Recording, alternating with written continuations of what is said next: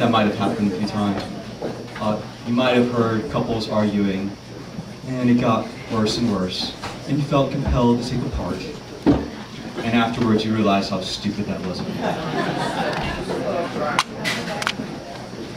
This guy didn't do it, and afterwards, he's had to think about it. I'm not going to try and read the whole story because it's way too freaking long. The part that I am going to read is afterwards, when he goes fishing with the cop who's supposed to be investigating what happened to the girl. I could hear our lines fire out and our reels turn over, but I couldn't see past the tip of my rod. The line disappeared into the violet sky and blue black ocean. Where was the moon, I wondered. But page turning section. I'd have felt like a fool to ask that aloud. I wanted to stay on shore, but Timmons went in thigh deep. To hear him talk, I had to get out there. You spit on your bait, he said. No, he said. You gotta spit on it. It draws fish. How? Fish taste life in your spit, man. Makes them hungry. That's science. It seems the ocean would wash it off in about 2 seconds. Timmons gave me a long, unimpressed look. I thought you fished. It's been a while. I see that. I took his advice and nabbed 2 redfish in my next 2 casts. They were nothing to brag about, but they were dinner. I thanked Timmons for the tip.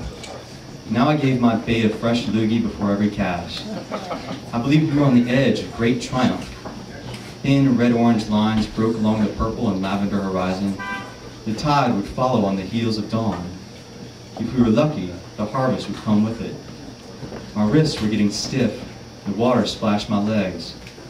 It felt good to be out there working, and working successfully. Tell me a tale, Timmons said. What? Lie to me. Passes time. Okay. I know something draws fish better than spit. Yeah? Heard it from a man from Montana. We were on the old Jacksonville pier before it was wiped out. Me and Dad had a bunch of tackle and gear, and he had him string and a set of hooks lined along the rail. No bait at all. I giggled. Dad slapped me for that, but he was smiling too. That old man, though, was the only one pulling fish. After a couple hours, Dad says, "How you doing that?" The old man winks. Tells Dad to smell a hook, and then I get a whiff too. It's a strong woman scent. Before I head out, the old man said, "I love the missus." Then I rub my fingers over my hooks, let them absorb that residue. That's a lesson about love for you, young man. Well, that's an all right story, Timmons said.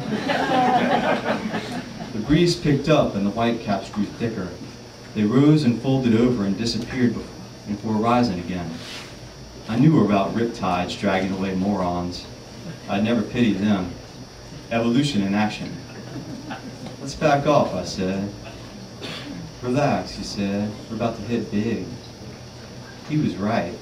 Over the next 20-odd minutes, we could do no wrong. We reeled in one after another. We unhooked them and set them in Timmons' floating cooler. Then we rebaited and went for more. We didn't say much, but I imagined I wore the same dumb grin he wore. We weren't great fishermen, but we discovered the right place at the right time.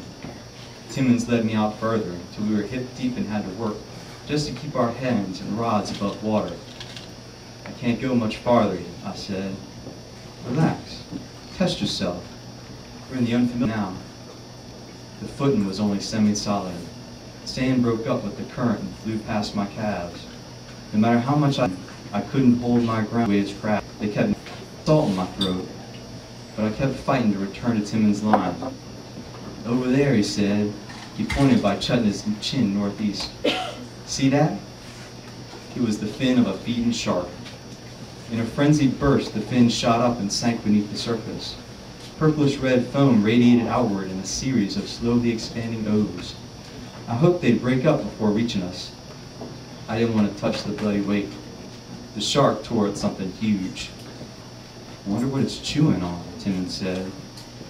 He began another march against the water, in the direction of the feed. "You crazy?" I said.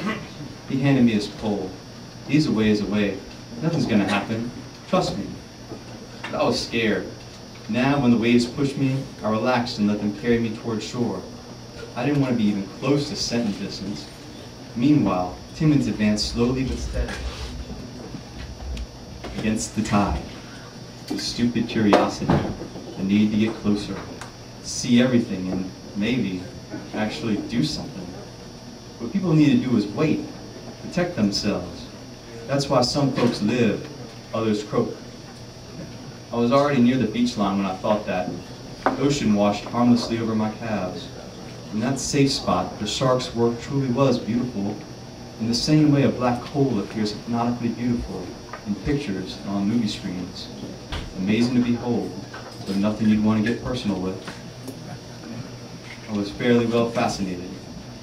When I scanned leftward for Timmons, I saw only bands of new sun reflected along rough water.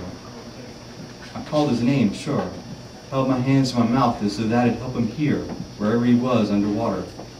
Riptide had caught him. By then he could have been half a block or more away from where I'd seen him last. The current had hauled him away. Wait, I told myself, I can't fight this. But my feet were already moving, and then I was diving into the green water, spiced with floating grass and seaweed and the urine residue of numberless children and ex-children, and probably more than a few adults.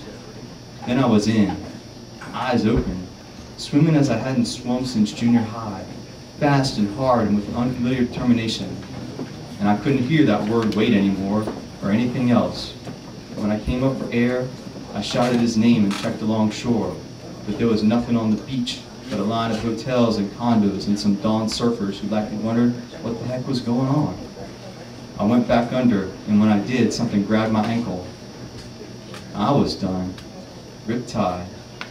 But then I recognized it was a human hand pulling me. I came up, and there was Timmons.